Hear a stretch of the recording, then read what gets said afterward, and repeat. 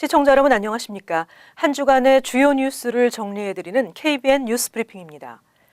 앞으로 10년 동안 1조 5천억 달러 감세를 골자로 하는 트럼프 행정부의 세제 개혁안이 통과됐습니다. 감세안이 통과되면서 트럼프 대통령과 공화당의 앞으로의 정치 행보에 자신감이 붙을 것으로 보입니다. 오바마 케어 폐기의 추진력이 더해지고 결국 새 건강보험이 마련될 것으로 예측되고 있습니다. 오바마 케어 가입의 의무화가 폐지되므로 벌금을 물지 않아도 되지만 10년 동안 1,300만 명의 무보험자를 양산해낼 것으로 예상되고 있습니다. 트럼프 대통령은 오늘 아침 트윗을 통해 감세법의 일환으로 오바마 케어 의무 가입이 없어졌다며 이제 폐기됐다고 말할 수 있다고 전했습니다. 앞으로 10년간 1조 5천억 달러가 감세되는 31년 만에 최대 감세안이 통과되면서 그 안에 포함된 오바마 케어의 가입 의무화 조항도 사라졌습니다. 하지만 아직 오바마 케어의 많은 부분은 상존 유효하며 1월 중순까지 계속될 신규 가입도 현재 활발하게 진행되고 있습니다.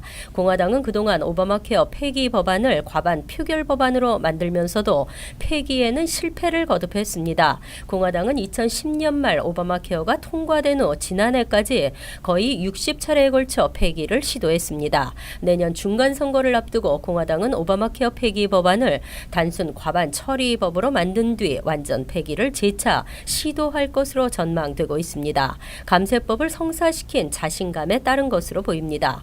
한편 트럼프 대통령은 이번 크리스마스 휴가도 플로리다 팜비치 자신의 소유 마라라고에서 보내고 있습니다. 트럼프는 왕의 성 베르사유 궁전으로 불리는 마라라고를 겨울 백악관이라 칭하며 휴가가 아니라고 밝힌 바 있지만 세금 낭비라는 비판적 여론은 여전합니다. 트럼프 대통령의 성추문 의혹, 10명 중 6명은 사실이라고 믿고 있습니다. 이 때문에 대통령직을 사임해야 한다는 의견은 10명 중 5명입니다. 하지만 트럼프 대통령은 모든 사실을 부인하고 모르쇠로 일관하고 있습니다. CNN 방송이 성인 1,001명을 대상으로 조사한 여론조사 결과를 보면 응답자의 61%는 트럼프 대통령의 성 스캔들이 대체로 사실이라고 믿는다고 답변했습니다. 대체로 사실이 아니라고 믿는다는 대답은 32%에 그쳤습니다.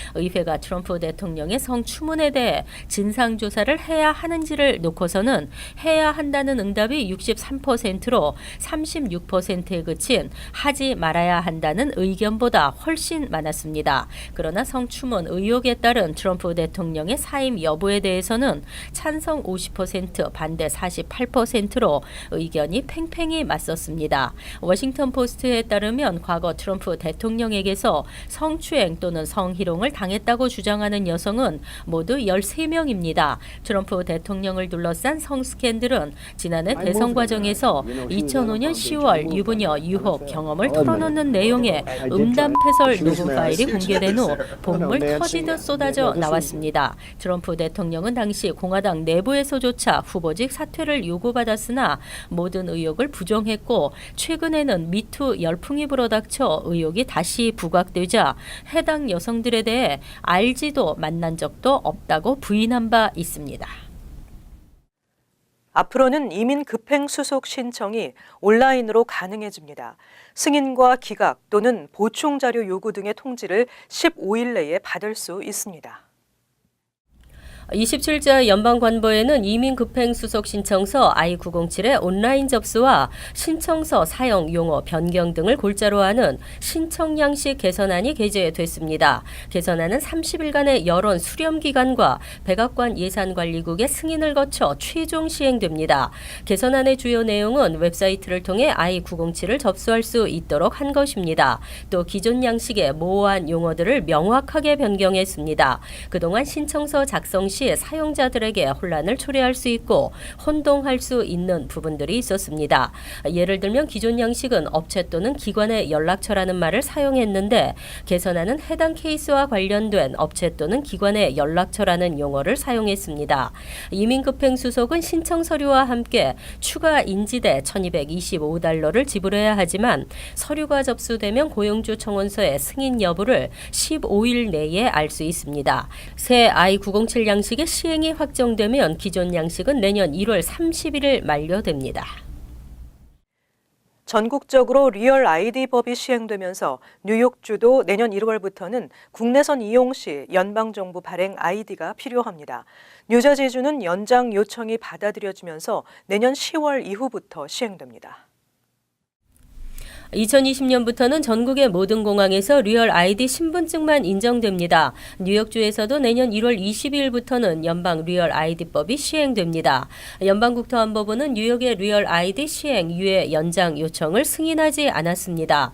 테러범 등 범죄자의 신분증 위 변조 및 도용을 막기 위해 각 주는 연방정부의 지침에 맞게 신분증을 발급하도록 리얼 아이디법이 제정됐습니다. 자신의 운전면허증이나 주민증을 발급한 주가 연방정부의 리얼 아이디법을 준수하지 않았다면 항공 이용 시 운전 면허증 외 여권, 군인 아이디 등 연방정부가 발행한 신분증이 별도로 필요합니다.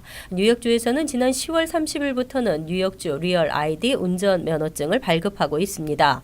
리얼 아이디는 일반 운전 면허증이나 시민권자용 보안 강화 운전 면허증과 마찬가지로 운전 면허증이 아닌 신분증으로만 사용할 수 있는 카드로도 발급됩니다. 뉴저지주는 연방국토안보부로부터 내년 10월 10일까지 리얼 아이디법 시행 유예 연장을 승인받았습니다. 리얼 아이디는 온라인, 전화, 우편으로는 신청할 수 없고 직접 차량국을 방문해 신청해야 합니다. 아직 만료가 되지 않은 일반 운전 면허증 소지자는 $17 50센트의 교체 비용을 지불하면 남은 기한만큼의 리얼 아이디로 바꿀 수 있습니다. 최저임금 인상은 미국뿐 아니라 지구촌 곳곳에서 진행 중이고 그에 따른 논쟁도 뜨겁습니다. 미국에서도 내년 최저임금 인상 러시가 이루어질 전망입니다. 2018년 1월부터 단계적으로 최저임금이 인상되는 주는 18개 주 20개 도시들인 것으로 나타났습니다. 2018년 말에도 3개 주 18개 도시 카운티에서 최저임금이 오르게 됩니다. 물가 상승분을 적용해 시간당 4센트가 오르는 곳이 있는가 하면 $1가 오르는 곳 등 인상폭이 다양합니다. 대부분은 2022년까지 $15 인상을 목표로 하고 있습니다. 알래스카, 사우스다코타 등과 같은 9개 주는 물가 상승분에 따른 생활비 보조 명목으로 시간당 임금이 인상되기 때문에 4센트, 20센트로 인상폭이 비교적 적습니다. 미네소타는 사업체 매출 규모 $50만 이상과 미만으로 분리해 임금이 인상됩니다. 뉴욕은 $10.75에서 $11.75, 메인은 $9에서 $10로 $1씩 큰 폭으로 인상됩니다. 가주는 작업장 규모에 따라 26인 이상은 $10.50에서 $11, 25인 이하는 $10에서 $10.50로 50센트 오릅니다. 최저임금 인상에 대해서는 반대 목소리가 여전합니다. 워싱턴 대학의 최근 조사에서는 최저임금 인상으로 저임금 근로자들의 소득이 오히려 줄었다는 결과가 나왔고, 반면 UC 버클리에서는 최저임금 인상이 고용에 미치는 영향은 미미하다는 평가를 내놓았습니다. 저소득층 학생들에게 전국의 명문 공립사립대학의 문이 활짝 열립니다. 아이빌리그 등 80여 곳이 현재보다 펠그랜트 수혜자의 입학 기회를 확대하기로 했습니다.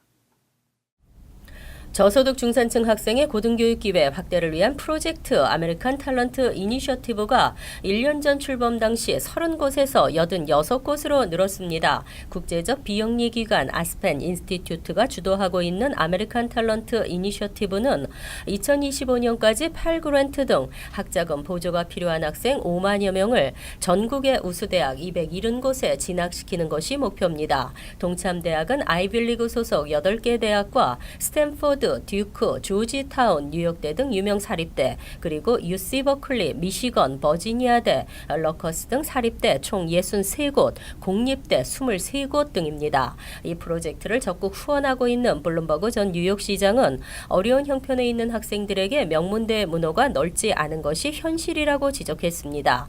예일대는 현재보다 8그랜트 수혜자의 입학을 225명 늘릴 계획입니다. 올해 새롭게 동참한 웨이크 포레스트대는 전체 재학생 중 8그랜트 수혜자의 비중을 40%까지 끌어올린다는 계획이고, 조지아텍은 학자금 지원 액수를 30% 늘릴 계획이며, 데이튼대도 2023년까지 신입생의 20%를 8그랜트 수혜자로 뽑기로 했습니다. 운전 중 휴대전화 사용 등 부주의 운전이 대형 교통사고의 주범이 되고 있습니다. 뉴저지주에서 부주의 운전에 대한 처벌이 강화됩니다.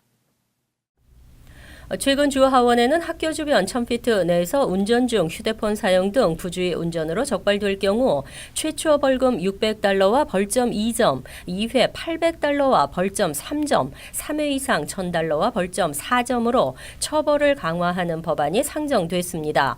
뉴저지주 부주의 운전에 대한 처벌은 2014년 최초 적발 시 $200에서 $400의 벌금이 부과되고 2회 적발 시에는 $600, 3회 이상부터는 $800의 벌금과 90일간 운전면허 정지 등으로 한 차례 강화했지만 부주의 운전이 줄어들지 않고 있습니다. 주정부에 따르면 지난 2010년부터 14년까지 부주의 운전으로 인한 사고가 80만 건 이상으로 나타나고 있습니다. 주 의원들도 운전 중 휴대전화 사용의 위험성에 대해 깊이 우려하고 있기 때문에 이 법안은 통과될 가능성이 높습니다. 다음 달 중순 퇴임하는 크리스티 주지사가 서명하는 마지막 법안이 될 수 있다는 전망도 나오고 있습니다. 주 교통국 내 부주의 운전 근절을 위한 특별위원회 설치 법안도 이달 초 본회의를 통과하고 내년 표결을 기다리고 있습니다. 뉴욕주에서도 운전 중 전화하지 마세요 캠페인을 통해 운전 중 셀폰 사용자들을 집중 단속하고 있습니다. 뉴욕에서 진풍경이 벌어지고 있습니다. 세금을 미루는 경우는 있어도 먼저 빨리 내겠다고 줄을 서는 경우는 이례적이죠. 뉴저지도 2018년 재산세를 미리 납부할 수 있게 됐습니다. 뉴저지주도 행정명령을 통해 내년도 재산세를 2017년 세제 기준으로 올 연말까지 선납할 수 있도록 조치했습니다. 연방정부의 세제 개편으로 주정부 및 로컬정부의 재산세, 판매세, 소득세에 대한 공제 한도가 최고 $10,000로 제한되면서 세금 공제 혜택을 받지 못하게 된 데 따른 것입니다. 현행 세법에 의하면 주정부 및 로컬정부의 공제 한도는 제한이 없기 때문에 내년도 재산세를 올해 안에 납부하게 되면 그만큼 절세 효과를 볼 수 있습니다. 뉴저지주 주택 소유주의 현재 평균 재산세가 $21,720인 점을 감안하면 대부분의 주택 소유주들은 내년부터 공제 혜택이 대폭 깎이게 될 것으로 전망되고 있습니다.